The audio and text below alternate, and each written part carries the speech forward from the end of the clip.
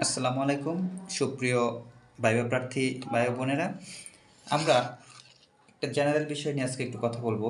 আপনাদেরকে বারবার বলি যে সাধারণত ভাইবা বোর্ডে আপনি যেই আনসারগুলি দেন বা আপনার কথা থেকেই কথা নিয়ে তারা প্রশ্ন করবেন।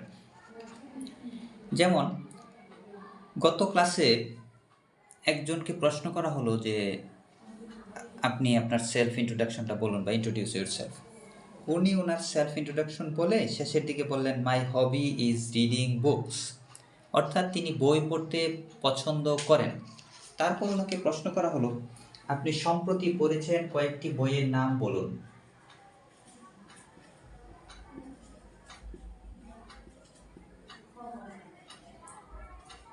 কিন্তু তিনি কোনো আনসার দিতে পারেননি,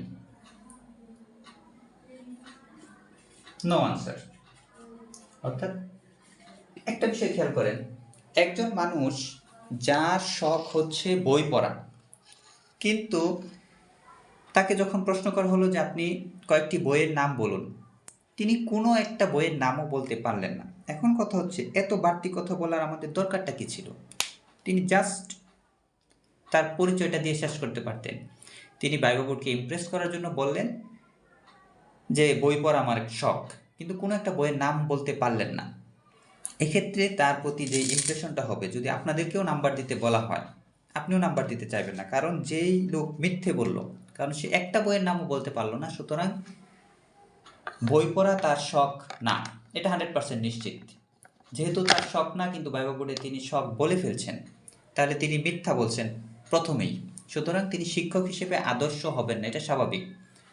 সুতরাং আপনাদের প্রতি রিকোয়েস্ট থাকবে, যেটা আপনার শখ না বা যেই বিষয়টা আপনি ভালো জানেন না, ওই বিষয়ে বাড়তি কোনো তথ্য দেওয়ার কোনো প্রয়োজন নেই বোর্ডে। এই বিষয়টা অবশ্যই খেয়াল রাখবেন এবং ভাইবার প্রস্তুতিটা নেবেন।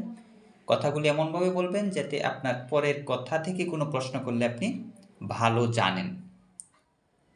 অনুমানে বা অ্যান্টিক তাদেরকে ইমপ্রেস করার জন্য কখনো মিথ্যা বা কল্পনার আশ্রয় নেবেন না। আশা করি আপনাদের প্রস্তুতি শুভ হবে। ধন্যবাদ।